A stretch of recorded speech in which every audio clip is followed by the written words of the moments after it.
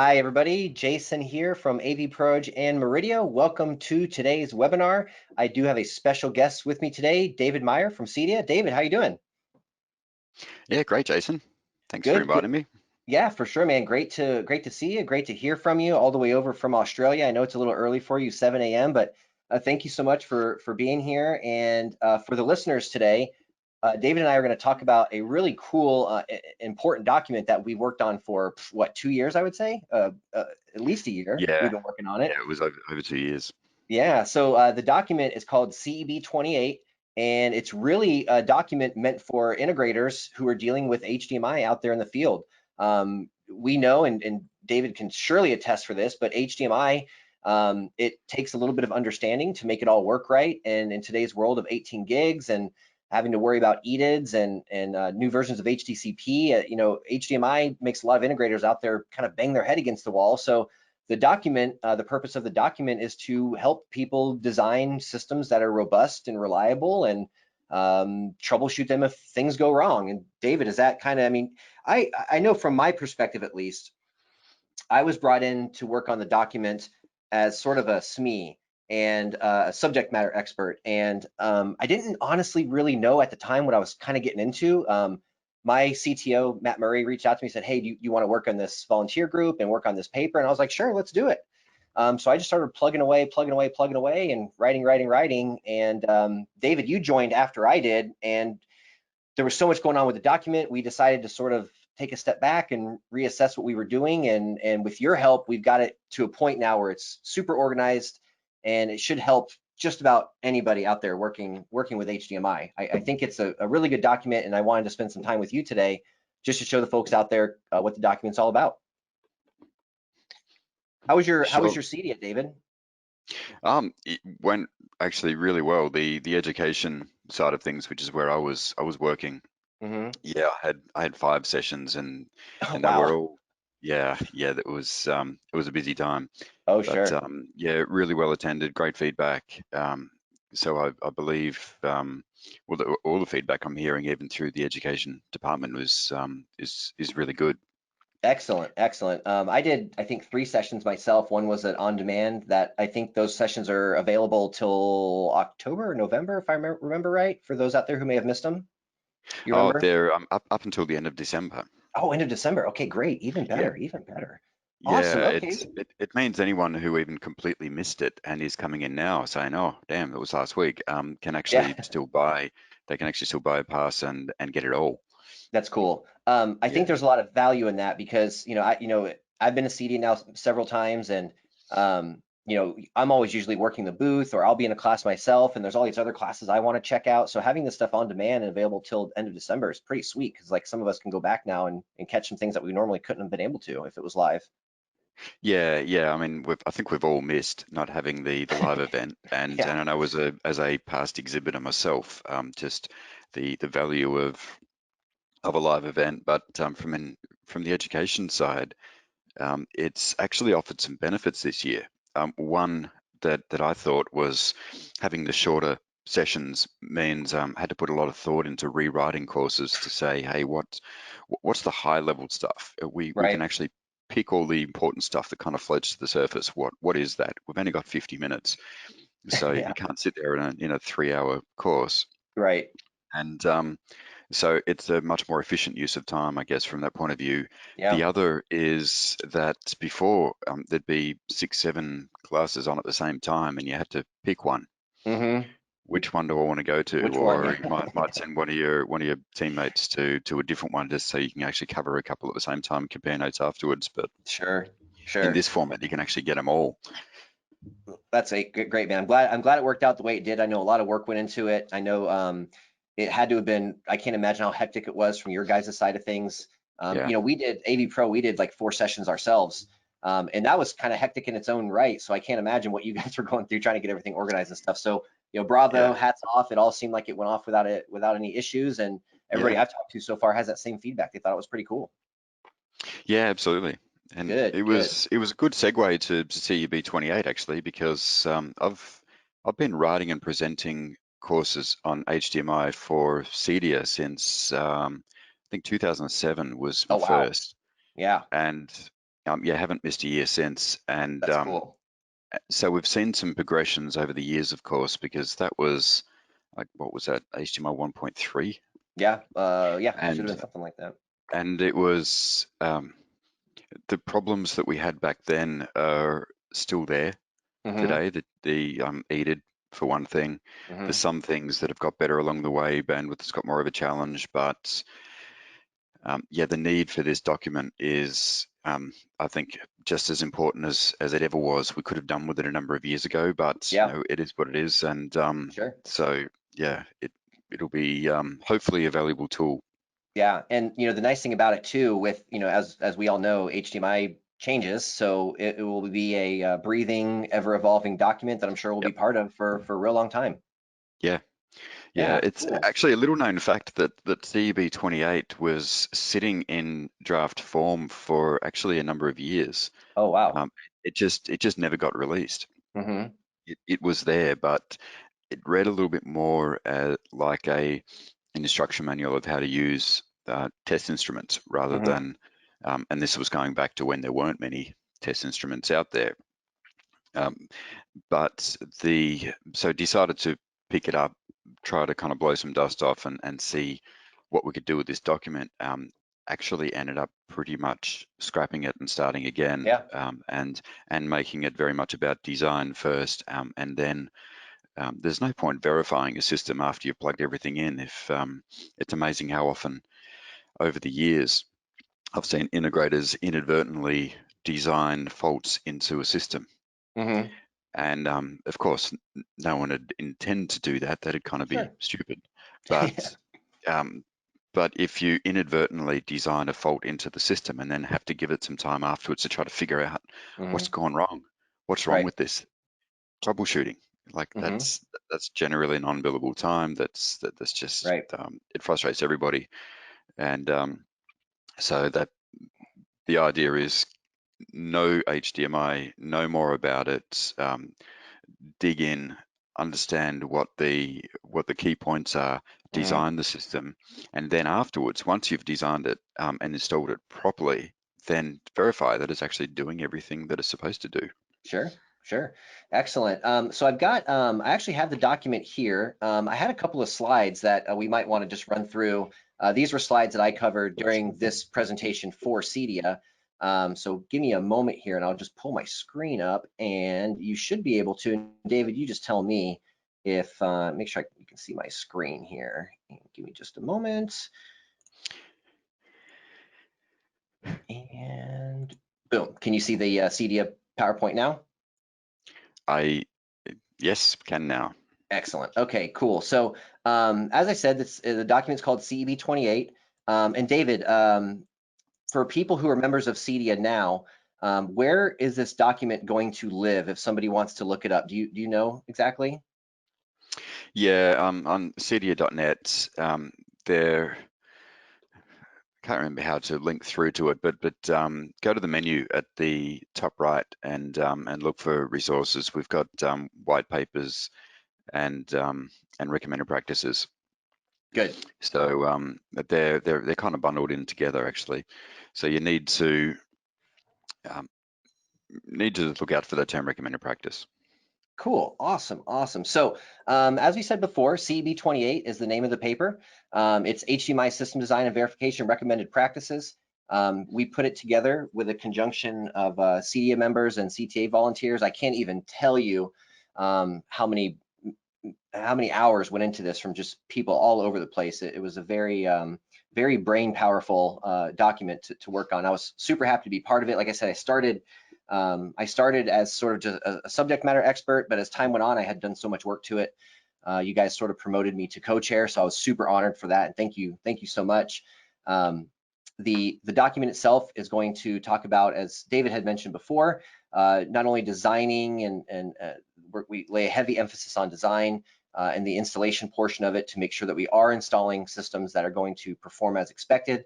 And if they don't perform as expected, how to troubleshoot and how to fix. What I think is really interesting about the document is, I know from an installation background, I've been with companies before who we did have test equipment, and we have not had test equipment. So there's actually a whole entire section in the document of how to verify things and how to troubleshoot things without test equipment.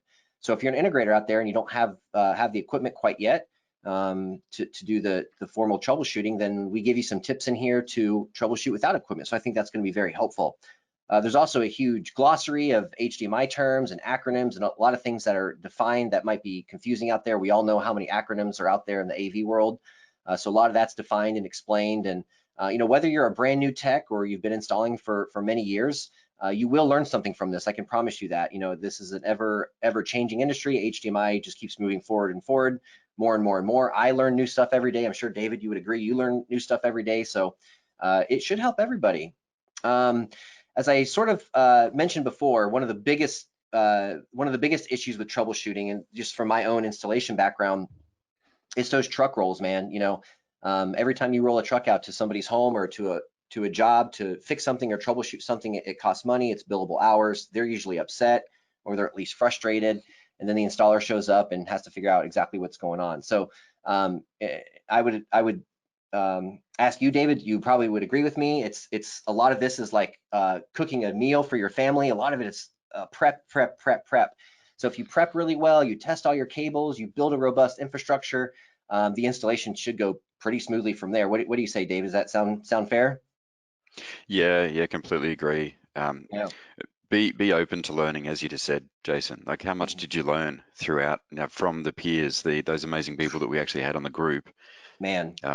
There's always a lot to learn with this. So And get to I know it learned as much as possible. I learned a ton from you. I learned a ton from Mark Stockfish, and he was another volunteer on the paper. Just everybody was just. I felt very honored to be there. To be honest with you, I mean, you guys. I've been in the industry for a long time, but from a teaching standpoint and a training standpoint, at this kind of level, I'm still pretty new at this. So I've seen a lot of your guys' names out there over the years, and have kind of always aspired to be like you. And here we are. I'm actually working on a document with you. So again, I'm super honored to be part of it, and I'm just really happy with the way it turned out. So okay, cool. So let me kill this PowerPoint and let's pull up the document. And the first thing we'll take a look at here is section 3, which are going to be some of those definitions and terms that we talked about. So bear with me just a moment, and I will pull the document over. And David, you tell me, can you see the document on the screen now? I can. Excellent. It is important to point out that this is actually just we're at a comments stage draft at the moment. So it's excellent point. Yeah, thank you. It will look different when it actually does publish. Yeah. Gosh, it's been through, I can't even count how many revisions, and we're to a point now where the comments and things like that list is getting smaller and smaller and smaller, which lets us know that we're almost there, man. We're almost done. So very, thanks for pointing that out. I just hit save the other day on after making a few tweaks based on some feedback, some very valuable feedback from many people, including the HDMI forum, and just hit save on draft number 51. Oh yeah, because this one's 50. Yeah, so yeah, that's right. So it's been a long time in coming.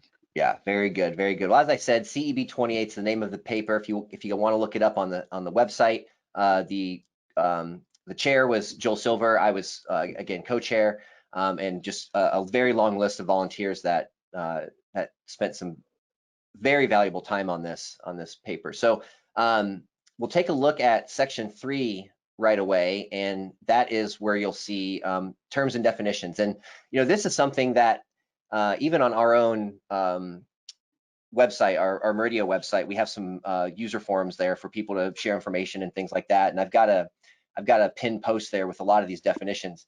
It was interesting because I'd sort of made this list just with my notes app in my phone over the years, just kept adding things, and it's like, eventually someone's going to want this information. And when this paper came up, and I was like, oh my gosh, you guys, I already have like a lot of this list already made. So going through the definitions here, again, anybody who's new to the industry, a new installer or a new tech, or even somebody who's been around for a while, can at least skim through these and I'm sure learn something or another. So we go through and we define different things about video. We define what the different protocols are, what different standards are, things like BT 709. What does that mean exactly? We even point out a lot of video artifacts because that becomes very important when troubleshooting. So like banding, for example, we have to be able to define that. The different parameters for color gamuts are listed here. What is a category cable? Chroma subsampling, which seems to be just a super confusing thing for everybody. This is actually probably one of the most simplest ways I've ever seen it described or explained in just a few sentences. So, you know, there's some really good information here. Clipping, crushing, what do those things mean? What are you looking for in the picture to determine something is wrong? What does dynamic range mean? EOTF, that's a pretty new term for a lot of people, something we sort of used to refer to as gamma for SDR, and for HDR we're talking about EOTF. So what is it? What does it mean? Fixed rate length, that's super important right now to know what that is. Later in the document and definitions, we define TMDS, and there's a lot of HD-based T information, so we had to define that. There's a lot of fiber information in the document as well, especially active optical cables, HDR definitions. So again, just scrolling through here, a lot of these terms that have been really up in the front of the industry in the past couple of years are all here. Old terms are here. And everything's really defined through this document. And then we get into 3.1 and we start to see what some of the acronyms are. And David, I know you've been around a really long time. Acronyms are some of the favorites of the AV industry. So we've got tons and tons of those defined here as well. Go ahead. Were you gonna say something? I've long said that acronyms are, I refer to them as nested acronyms actually in HDMI. There's acronyms within acronyms, but right. We tried to keep this list as tight as possible to really just what we actually do talk about in the document. And there's so many other things too that I found interesting, like very early on, stuff that I just never really realized until somebody pointed it out to me. But like just simple things like this, when you're talking about bandwidth and gigabits per second, there's a capital G there. Just little tiny things like that got me straight on the technicals. So again, just guys, go through here, read these definitions, make sure you're familiar, everybody's on the same page, and get down with your acronyms here, because a lot of this stuff is being tossed around quite a bit right now. UHD, TMDS, quick media switch, QMS, all these things are going to be things that we're just going to hear more and more about in the upcoming years. VRR for variable refresh rate, stuff like that. Good. Okay, let's take a look at what's next. And I believe what we looked at next is, let me just take a quick peek here at the PowerPoint. And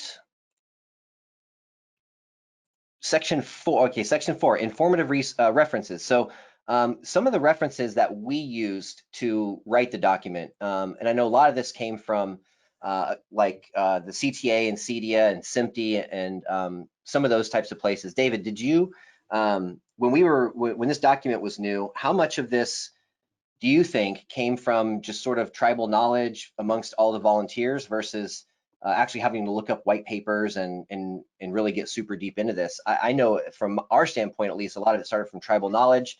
I ended up learning about some of these other papers and went and read up on those and got myself up to date as well. Yeah, a lot of it is just knowledge, as you say.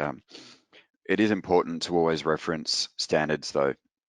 The standards are there for a reason, and the HDMI specification, we shouldn't use that term in singular because there is two HDMI specifications that work together. There's 1.4b and 2.1. So it's the two specifications together that form the one full HDMI spec, but it in turn references other specifications. It references CTA spec for video and audio for the main downstream line. It references IEC for other audio standards for audio return, and there's I think standards are really, really important.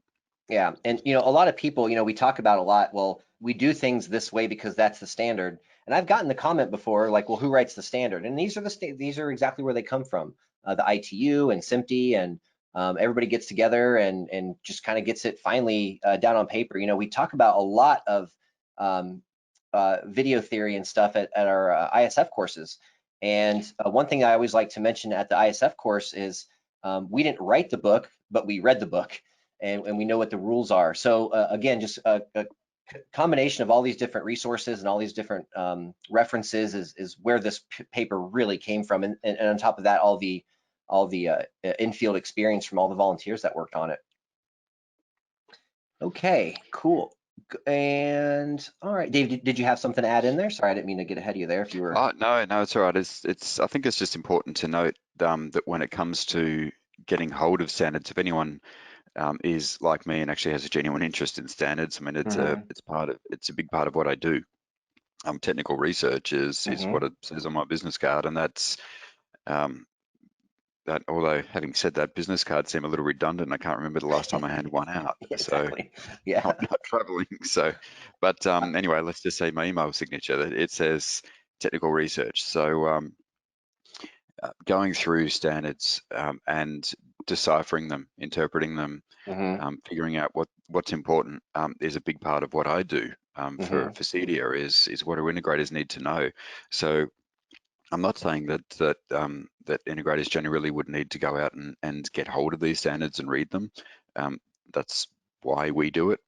Right. But some of them actually are available free of charge, like CTA. They actually changed their policy some time back. It was a couple of years ago, I think, that they changed their policy to make all of their standards free.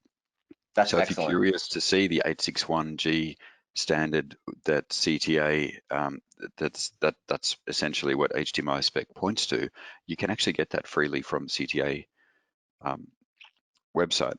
Very cool. Very cool. So We've there you got go, links guys. to it. Yeah, we've There's got a links free to it. resource for you. Good. Good. David, how long have you been doing this with CEDIA? I meant to ask you that at the beginning. Well, so I was a subject matter expert in HDMI for many, many years, as I mentioned back in my manufacturing days, but I actually started working for CEDIA directly back in 2016. Oh, nice. Good. Good. Yeah. So And time's flying. you were, just remind me, when you were in the manufacturing world, were you manufacturing audio video components? I can't remember. I apologize. No, I was with Cords. So it was that's right. yeah, focusing on cables and extenders. That's right. I started with an interest in cables back in my retail days. Actually, this harks back to the late 90s and early 2000s when I was actually running a home theater retail store and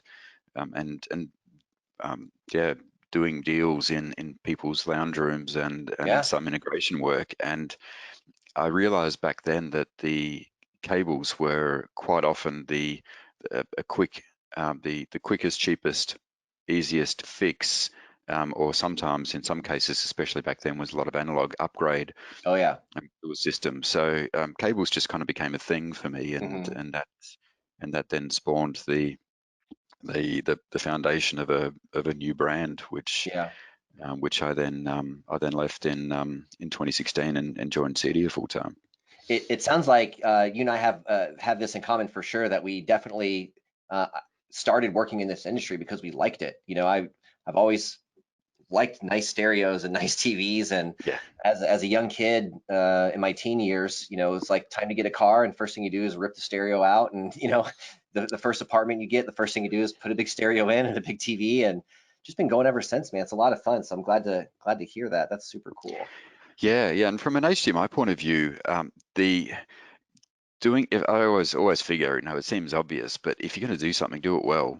Yeah, right. And not only will you get a lower rate of callbacks, reduce your troubleshooting time, all of that stuff that just makes economic sense, but it's just going to work better as well. So it's kind of win-win. Sure. But again, it's having that kind of HDMI X-ray vision to actually see what's going on inside has always been the challenge. Yeah, and honestly, man, it's sort of a superpower, you know, to be able to know what's going on. I had an instance recently where I was actually at a client's home calibrating his TV for him, and I went to show him and his wife a clip after the calibration to show him how beautiful it looked, and there was no HDR at the TV. So I said, oh, here we go. This is this is exactly why I worked on this document. And I took Yep. out my test equipment, and within 5 minutes we had the problem figured out. Plug an Yeah. analyzer into the source. There's HDR coming out of the source. Plug the analyzer into the output of the AVR. There's HDR coming out of the AVR, and the next thing between the AVR and the television was an HDMI extender. So plug the analyzer into the output of the extender. Guess what? No HDR. Yep. So within not even 5 minutes, probably, we figured out that the extender didn't support HDR. We put a proper extender in there for him, and boom, he was done. No problem, easy. But knowing how to troubleshoot, where to start, what to use, what to look for when you're using the test equipment, that's that's what this is all about. Yeah. Yeah. Absolutely. Yeah. Section 6 is probably one of the longer sections, and probably one of the most important, if not the most important. This gets deep into the HDMI protocols and what means what, and a lot of definitions are the definitions that we looked at before. Some of those words are starting to be used here. Like, for example, when I started doing this, if you had said to me the sink, I would have no idea what you're talking about. But reading the definition, the sink is a device where HDMI signal pours into. It's a good way I've been able to remember that. So the sink could be the television, it could be a repeater, it could be anything with an input. The repeater, that could be an AVR, that could be a distribution amplifier. And then of course we all kind of figure out what a source is. But again, some of these terms gets us all on the same page. When you call like our tech support department, for example, and they ask you questions about, hey, what's the EDID of the sink say? You know exactly what they're talking about. So some really valuable information in here. We get into HDMI protocols. We talk about 5 volts. We talk about hot plug, exactly what's going on there, what could go wrong. We cover quite a bit in here. CEC, which is everybody's favorite, CEC controls. The DDC channel, what's going on there? What possibly could go wrong? One of my favorite sections right here, probably one of the ones that most people, I would think, and maybe David, you would agree with me, most integrators knew or been around for a while, learning what EDID is and does and how it works might be the most important thing right now. What do you think?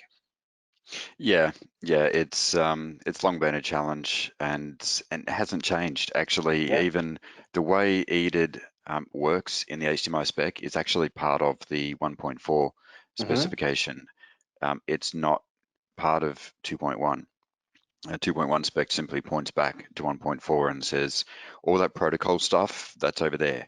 Yeah, yeah, And we've already all done that. 2.1 does is HDMI 2.1 simply says everything that 1.4 does plus this new stuff. Yeah, And so really, when it comes to EDID, that essentially hasn't changed right. from the get-go. And it's not even new to HDMI. EDID's been around for ages. Yeah, yeah, it was Visa that develops Yeah. EDID and the DDC protocol. The was I2C is the name of the protocol in which it functions, but Philips developed that. Mm-hmm. But yeah, it's actually Visa that come up with DDC and EDID.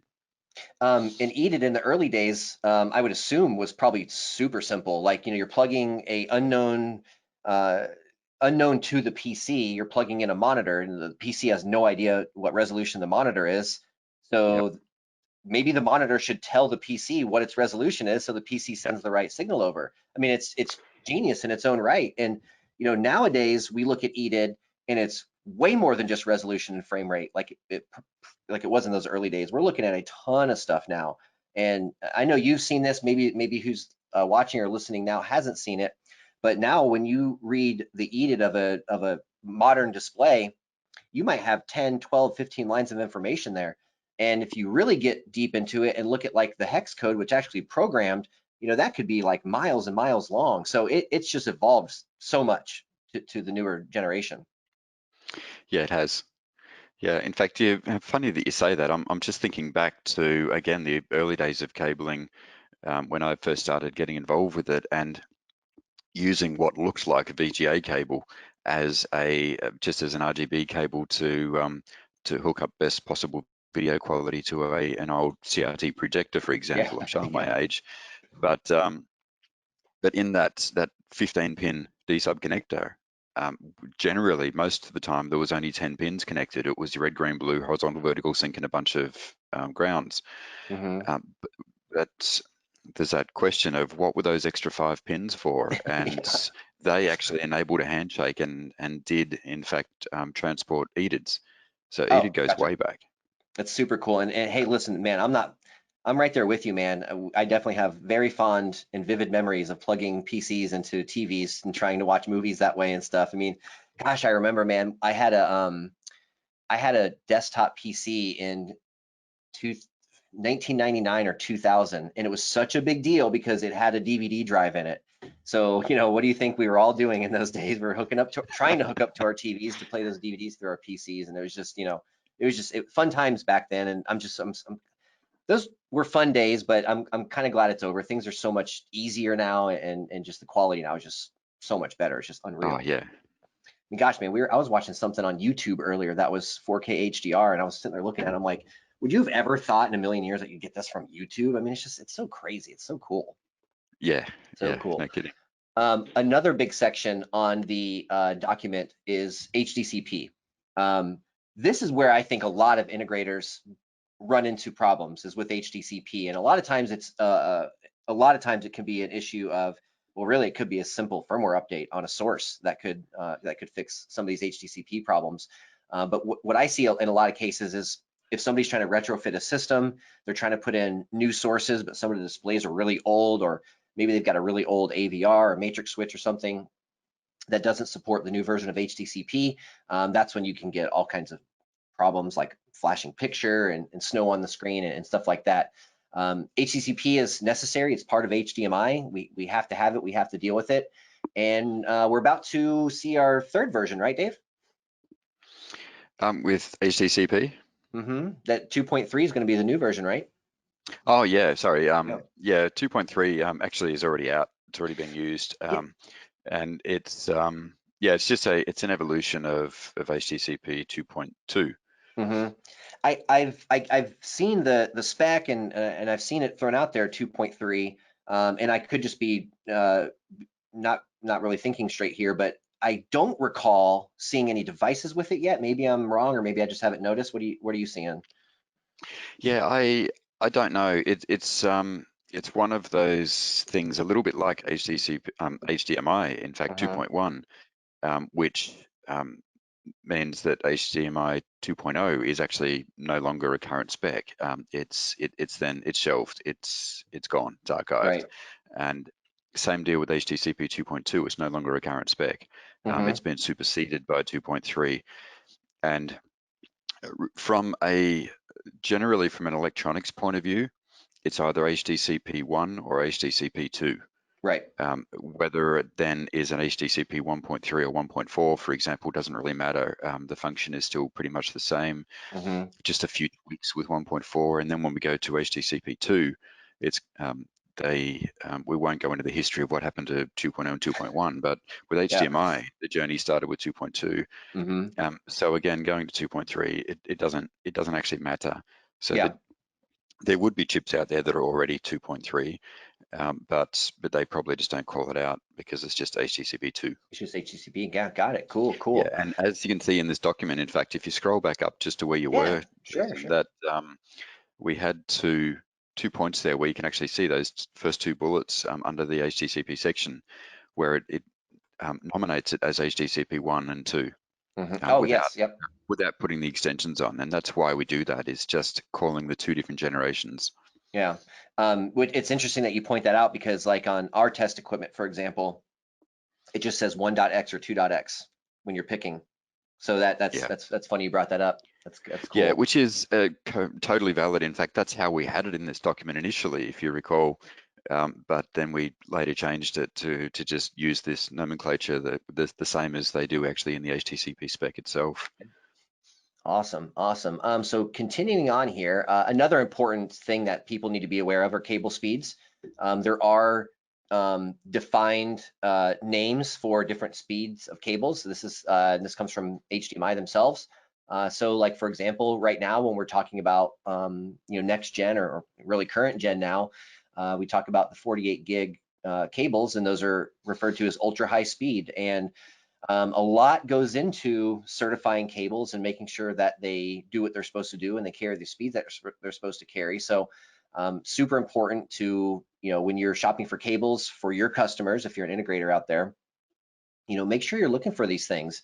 In today's world, I probably, if I was installing a system right now, I probably would be looking at these cables to build an infrastructure that gets us to that next level when it comes. I mean, you might have somebody right now who isn't quite doing this type of speed with their AV system, but guess what? They will be eventually. So going ahead and kind of staying ahead of the game and putting these cables in now is just going to save you time later. You don't have to tear the walls apart. You don't have to tear everything apart. You can just continue on with the cable that you're using. So when you're shopping for cables, you're looking for cables, take note of these names. These are what you want to look for. So going all the way back to standard, back in the good old 1080i days, we were doing a whopping 2 gigs, and that is way past now what we're using. Gosh, I remember, Dave, there was one cable manufacturer, I want to say this was around 2010 or so, and they were claiming that their cables would do like 20 gigs. And we were all kind of looking at each other back then going, man, are we going to need this one day? Like, this seems a little excessive, but here we are, and that, 10 years later, and those cables most likely still work today. Yeah, although those cables, because you haven't named any names, so I can probably safely say that that cable that was claiming to do 20 gig at the time, it won't. Yeah, yeah. So It'd be interesting to maybe find those in a drawer somewhere and test them now with some proper equipment and see see exactly what's yeah, going on. yeah. It's it was supposed to be for the so-called future-proof, that term Yeah, that makes me shudder. It's yeah. yeah. HDMI cable types, we're dealing with different cable types now. People need to definitely be aware of this. We have our traditional copper-based, passive HDMI cables. There's some active stuff out there. And one thing I'm a big fan of right now, and I've actually switched all my stuff over at home to AOC cables. So knowing what these cables are, what they're good at, why you need them. For example, an AOC cable, if you need to go an extra long distance. Dave, I don't know what you tend to talk about with people, but we might be on the same page here, but when I talk to folks about using regular passive copper cables, things get real dicey around 5 meters or so, and past that, it's like, oh, what do we do? And these AOC Yeah, cables, blow that out of the water. 5 meters for one of those AOC cables is nothing. yeah. The copper cables, when you mention about 5 meters being the limit for copper in all practicality at the moment, go to ultra high speed, which is Hmm. actually running at double the fundamental frequency that a premium high speed does. We're going from 6 gig to 12 gig per lane. Hmm. Then what that means is you can pretty much halve again the length of the cable. So they're just going to be short only. Like, we Right. might have some manufacturers manage to stretch all the way up to 3 meters. 2 Hmm. meters will probably be common. We don't know entirely yet. It'll take them a little while to figure it all Yeah. out. But AOCs, I do need to point out while we're on that though, a Yeah, bit of a sure. story. There, don't assume that all AOCs are made equal, Yes, good and point. just because it's fiber that it's in any way faster. Hmm. It's not. I've seen some promoted as being, speed of light doesn't get any faster than that, but it's a Yeah. electromagnetic transmission. It's still going to be the same speed from end to end. The speed refers to the length of the bit. Um, but I remember I'm going back a couple of years now. Tom Garrett from Trinov came out to Australia, Yeah. and they did a demonstration at the Melbourne Hi-Fi show it was the biggest system in the world at the time. It was a 24.10.10. It was huge, Whoa. Yeah. and it was a proof of concept, and it was in Yeah. a one of those kind of hotel function rooms. So Sure. not an ideal acoustic environment, but they did a pretty remarkable job. But anyway, I was invited to go along while they were setting up, and Tom said, having problems with this, we'll put this AOC cable in and I'm getting sparklies. And I said, you're Oh, kidding me, sparklies? I haven't seen those for years. yeah, So right. we have all sorts of other problems, but they used to be really common back in the DVI days, Yeah. but he was getting sparklies. this was a cable that was claiming to be way beyond 18 gig, and he was Hmm. trying to run it at 18 and ended up having to drop the video down, ended up actually just running 4K 24. Yeah. And just to make sure that it got down to the 9 gig level, it was easy, Yeah. and the sparklies went away. Good. Good. Even though this was a cable that was supposed to be able to do a huge amount, it simply couldn't. So quality and integrity in Hmm. cable is just as important regardless of the type of cable. And if you're looking at buying something new, um, take it back to your workshop, bench test Yeah. it, try Test it it. out at the levels that you're wanting to run it at, Hmm. and that's where this document actually will certainly provide that kind of advice as well, just as a reminder. Yeah, good point, man. Excellent point. I think I just speaking on cables, and then we'll move on. But what I've heard thrown around, and maybe you have too, for HDMI 2.1 at least, I keep hearing 2 meters max. Yeah, Yeah, I haven't seen yeah. it written anywhere yet, but that's just what I've heard. Well, when premium high speed first became a thing, they were pretty short as well, and then manufacturers got better at it Hmm. and managed to make them a little bit longer as a few years went by. But so initially, yeah, probably expect to see ultra high speed, maybe at 2 meters. They might be able to get it a little bit longer later, Yeah. but it's probably going to have to be a lot thicker. Oh yeah. And then, though, again, I haven't designed an HDMI cable for a few years Hmm. now, but with what I know, I'd probably be going straight to well, certainly 28 gauge, I think, would be my Yeah. starting point, and then going thicker from there. But Good luck with a AOC, cable that big around. You know? yeah, absolutely, Yeah. yeah. Yeah. It's when I first started talking about this years ago, before the 2.1 spec was even released, and there were rumors flying that it was going to be around the level that it is. I remember standing in a class at Expo one year and saying, well, we're going to have to change the way we set up systems. We're going to have to put devices back to back and just have a solid rod going Yeah. between Yeah. them. Exactly. Yeah. Yeah. Yeah. So fortunately, Oh we're in a man. better position than that. Sure. But yeah, Sure. it's going to be a Good. challenge. That's a lot of data. So when the HDMI cable does need to go longer, what do you do? And we have a section on that, 6.3.4. Let me share my screen again so everybody can see it. And that is going to be alternative transport technologies, which has been popular now for many years. I started, I think I saw my first HDMI over CAT extender in 2010, maybe a little bit earlier than that was my first exposure to it. And now it's a single CAT or even a single piece of fiber to get that signal from point A to point B. So we do have a whole section in here talking about alternative transport technologies. We mentioned HD-based-T, we mentioned AV over IP as well. We get into conditions warranting the use of alternative transport technology. So when would you want to investigate or start looking at these types of solutions? A ton of information here about bandwidth. Dave, you had mentioned before about doing that system. I think you said 4K 20. What'd you say with that experience you had with Trinov? You got it down to 9 Oh, gigs it by knocking was, the frame yeah, rate down. they all the content they showed ended up just being 4K 24. So Oh, it okay, was it was good. 4K Blu-ray. Good, good, good. So, when you start looking at these different combinations of chroma and resolution and frame rate, that all adds up to your total bandwidth. So, we talk about sort of the kind of the old system at 9 gigs with HDMI 1.4. You can do all these great things. You can do 4K 30, you can do 4K 60 with no HDR.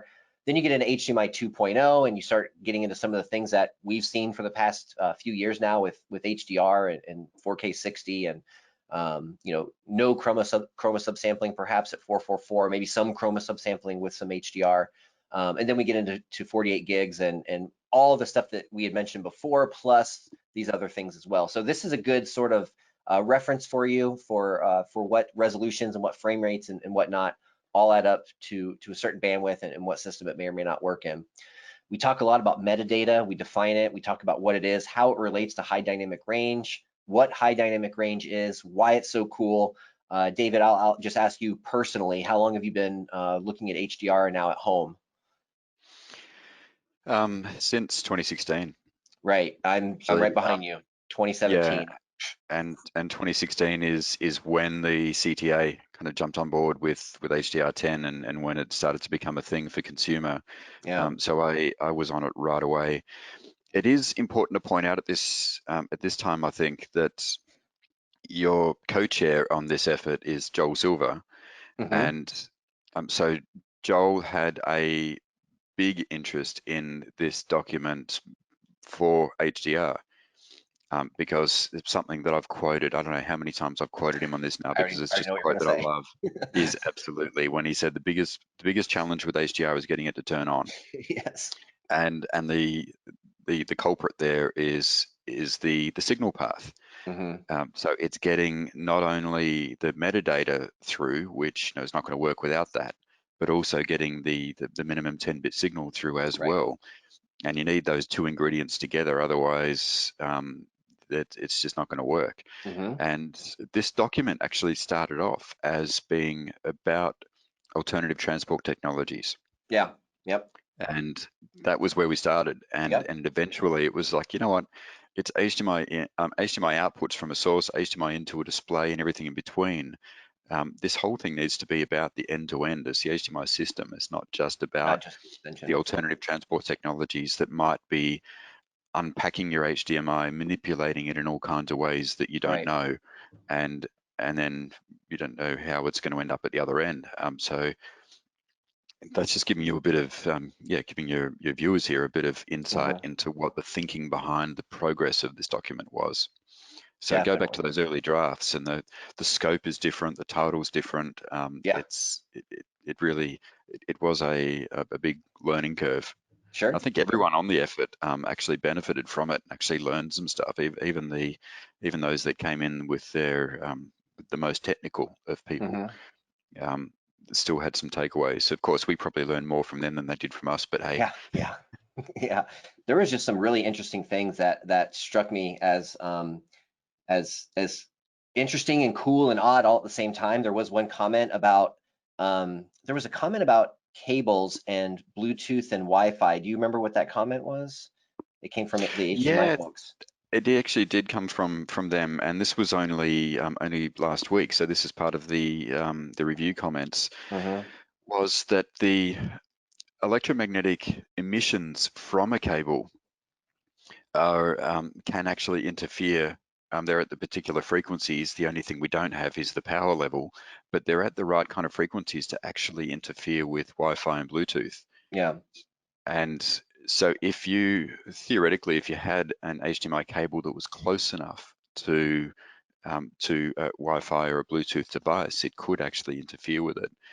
And that actually got me thinking about many years ago, I actually provided cables to a manufacturer when they were going for their emissions compliance. Yeah. That is mandatory, of course, with any cables for FCC compliance, and they were failing, and they were going back, and they spent months and Man. a huge amount of money on redesigning and retooling and just doing all this work, and they kept failing.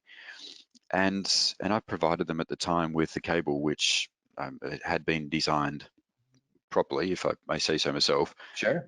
and they plugged it in, and they came back to me, and it's like, what the hell? What happened? What happened? They passed, and it turns out that they were failing FCC because of the emissions from the cable. Mm-hmm. But when you submit a product for FCC approval, you have to supply the system. Yeah. So they provided a different cable with it, and no, well, I was making properly shielded cables for many years, Mm-hmm. but now it turns out it's a big deal, and it's at TMDS signaling that causes that. So that was one of the reasons why they actually said, you know what, we need a different type of signaling, and that's where fixed Mm-hmm. rate link came in. Yeah. And so apparently fixed rate link, the timing signature of it doesn't have the same interference pattern, but then they also have extra shielding in the connector and the cable itself with ultra high speed to mitigate the emissions, Mm-hmm. even on legacy systems as well. Yeah. So ultra high speed cables are going to be better all round for all applications, even So for just do it now. lower, Yeah. even for Just lower do it data rate, now. Get it's it out going of to the be better. way. Yeah. Yeah, and that's one of those things, man. Like I said, I'd learn new stuff every day, and that was a new one to me when they made that comment. I've never personally experienced it, but somebody has somewhere, and just it was really interesting for me to hear that. That was kind of cool. Yeah, well, it was actually news to me too, by the way. I mean, I had that Oh yeah, FCC okay, experience, but I didn't yeah. know about the Wi-Fi and Bluetooth part of it. So yeah, always lots to learn. Very cool, very cool. Well, we got about 5 or 10 minutes left. I wanted to jump into sort of the meat of it here, Dave, and look at a little bit. This next section is defining some audio terms and what means what. HDMI system design, section 7. That's a really important section of the document. We start getting into this was actually something I believe was something that you was kind of your brainchild here was I Yeah. don't think we actually had the PC part of this included in the original document. It was actually added No. kind of late, but why wasn't it in there? I mean, I can't believe I didn't think of it even, because there's still a lot of systems out there, especially in commercial environments where there is a PC as a source. Yeah, ISE and Expo every year we have this issue. I'm Hmm. sure every integrator that's done any boardroom work or even there's a lot more people working from home now, Right? and having computers work through HDMI is an important thing. Good, good. And then the rest of section 7 talks about distribution. It talks about, let me scroll up here to a little bit higher. And section 7 is really about design and making sure you're using proper cables. It talks about what you should be looking for in cables. Those are these bullet points here. So tons and tons of stuff to read through. Then we get into some distribution. There's some tips in there on and some considerations to take when you're doing a distribution system. Like for example, in using an EDID manager between the source and the repeater. That's very common right now. In fact, like one of our own products is a little box about the size of a deck of playing cards. It's a little EDID manager that tends to save a lot of integrators from a lot of headaches. So just a bit of information in here about that, when you would use it, why you'd want to use it. Sections 8 and 9 are really, I think, where, at least from my perspective, where most of my work came in on this document. And that's being able to test the system and verify the system and proof the system with and without test instruments. So if we go through section 8, it talks about just basic verification procedures. So making sure everything is turned on, making sure everything is the right input, and just the common things that we all do every day. Having it listed here, and there's actually a checklist at the end of the document.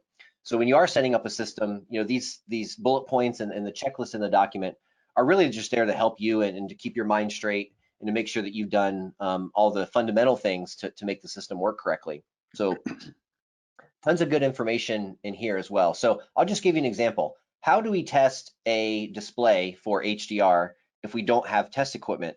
Well, I might have an HDR Blu-ray player. I might have an HDR capable streaming device. And if I have an HDR capable Blu-ray player, I might have an HDR 4K UHD disc.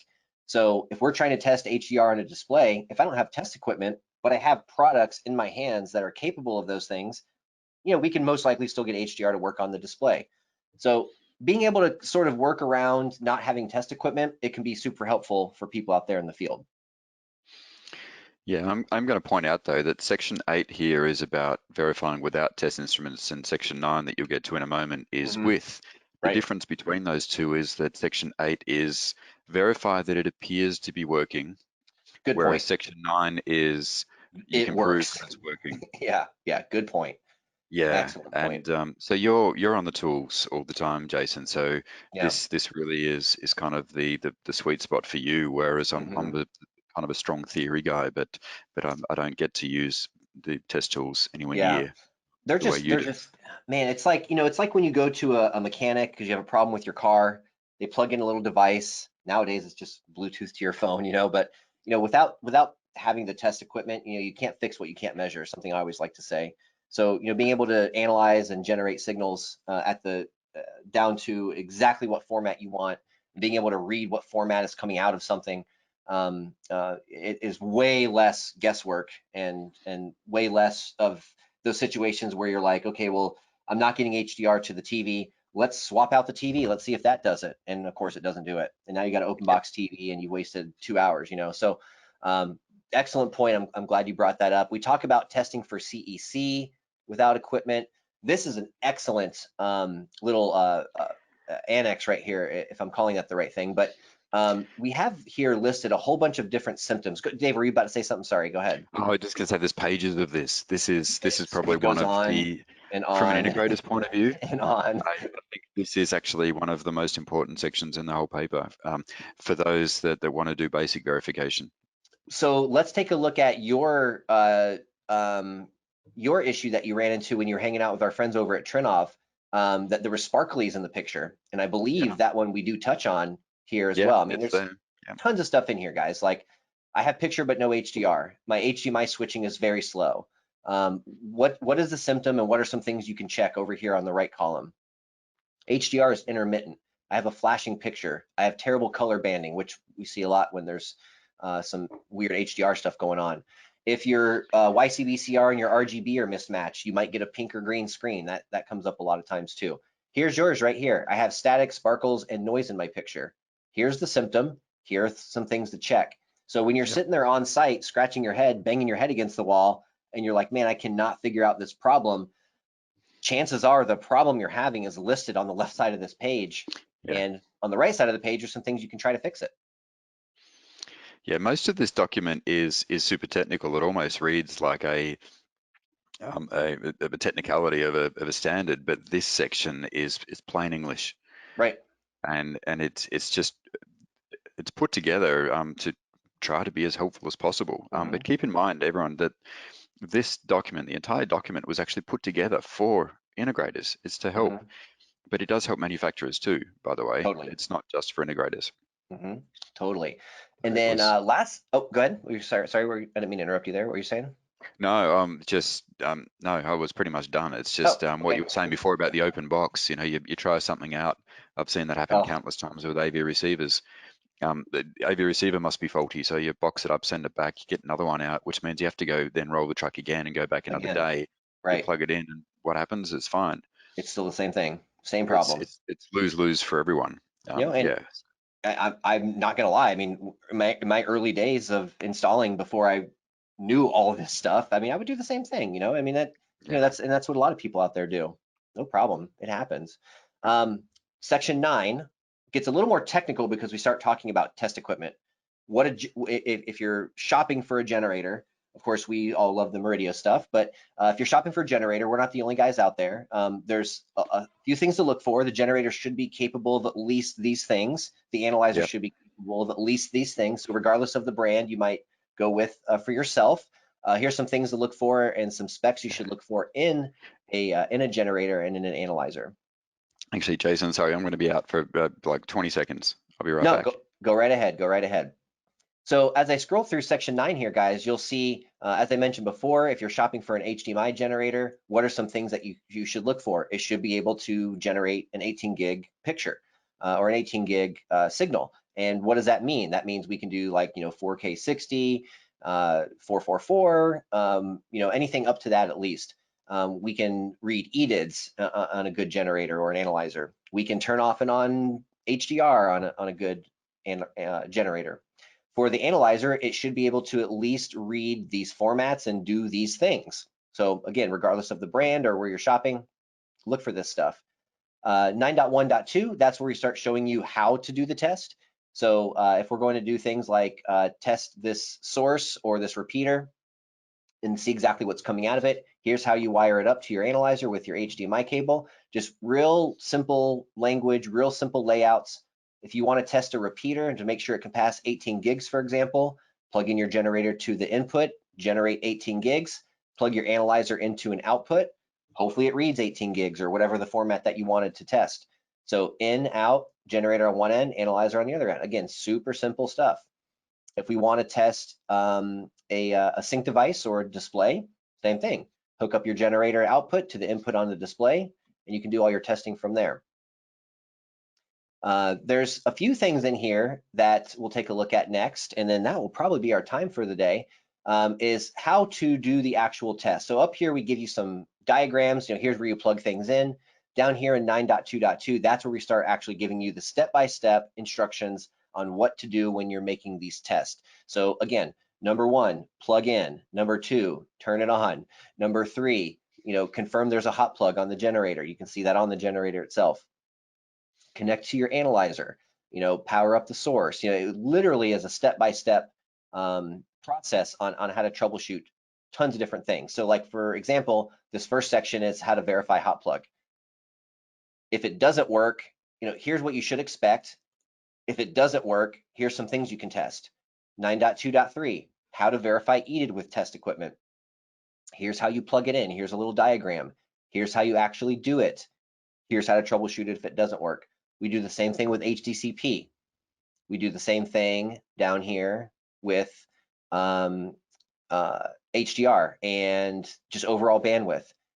At the very bottom here, 9.3.1, we get more into bandwidth, how to test for HDR and the full 18 gigs. And scrolling down further, we get into some more HDR, how to verify that there's HDR coming out of the source, step by step again. Verify there's HDR making it to your display, make sure the display can actually do it and display it properly.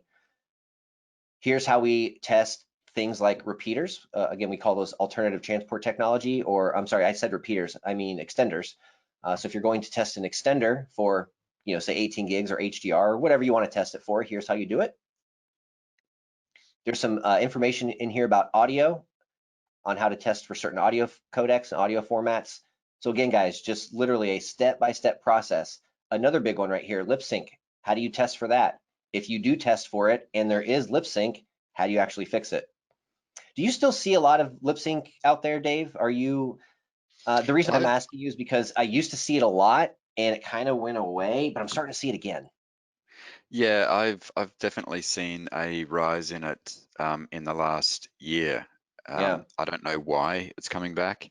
Mm-hmm. I was actually plagued with lip sync issues in my own home, which Oh is yeah. really, really frustrating. That'll get you to fix it And if anything, yeah, if it's happened at your own and house. yeah, I mean, there's usually a logical process, Right. but the whole idea of this document is to help outline what that logical process is, to Right. understand what all these protocols are, what are these Mm-hmm. acronyms, what do they all mean, what do they do, why do I need to know, and what do I do about it? Yep. What are the signs that they're not working, and what can I do to fix it? It will save you time. And the fact that this is actually going to be a free document it blows my mind that this resource is going to be out there. I can't even imagine if we were to put all the people together that worked on this document at some hourly rate for a professional to build this document. I can't even imagine what this thing would have cost. And you're exactly right. The fact that it's free, please, guys, please take advantage of this. We want you to have it. We want you to do better installs. We want you to be able to troubleshoot without being too much of a pain in the neck. Definitely check this out. At the end of it, Dave, we really just have a few things left here. There's an annex with some good resources here on data rates and different video formats, going all the way up into HDMI 2.1, all the way up and Yeah, getting this into is some just a really crazy yeah. stuff into 10K. Yeah, this is a very much expanded version of what we Mhm. had earlier in the document, where we had those bullets that showed different formats at different data rates. Right. This really is just a lookup table that shows them all. Yeah, and I mean at the end of the day, guys, it might sound kind of funny right now to talk about 10K, but don't forget 10K is part of the spec. So we might not be seeing it right this second, and we might not even see it in the next couple of years, but we will see it eventually. The specs are written; they're all here for you to check out and take a look at. Here's the checklist, and this is pretty much the end of the document. This is a really good checklist for anybody who's installing a complex system. If it were me, this would be something I'd probably print out or have on my phone or something, and I would literally go through and check all these boxes as I'm doing these things. And as you check off these boxes and you make sure all these goals are met and all these things have been verified, if you do all this, I would be willing to put money on that the system works the way it's supposed to work, and you may have to tweak it a little bit, maybe do a tiny bit of troubleshooting depending on some quirky things that happen with some products. But if you follow this checklist, do everything that's on it, it's probably a safe bet that the system's going to do what it's supposed to do. What do you think? Yeah, that's its intention. It's a single page. We made it to be printable, so you can either pull it out of the PDF and just keep it separately on your phone, as you said, Jason, or literally print it and check those boxes. That's why we actually have boxes there. Yeah, yeah. And it's designed as a one-page comprehensive guide to help with the design process. Yep. There's always going to be things will crop up. Sure. Firmware updates, for example, Firmware. we've even covered that in here. I was victim to that myself. I've just had a firmware update on my TV, and now there's a couple of features that work before that don't. I've still got to figure that out. Yeah. So it's I know there's ongoing challenges. Yeah, we need to send you some test gear. Yes, you do. We'll send you some test gear. That'd be cool. And guys, that's it. That's the end of the document.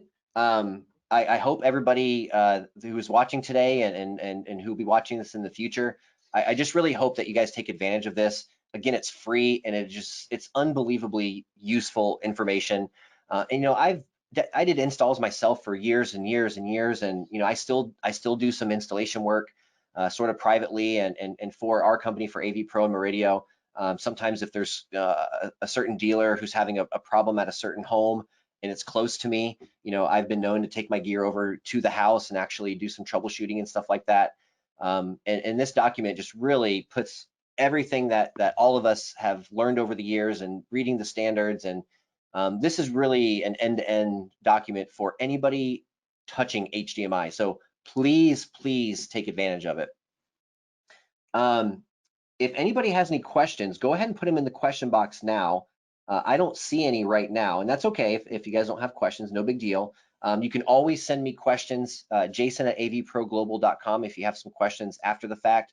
We did record this session. We'll get it put up on YouTube, hopefully in the next day or so. David, thank you so much for your time and your efforts on this document. We couldn't have done it without you, and I'm very proud to be part of it. And I'm super glad that we worked on it together, and I'm excited to work on stuff in the future, man. This is fun for me. Yeah, I completely agree.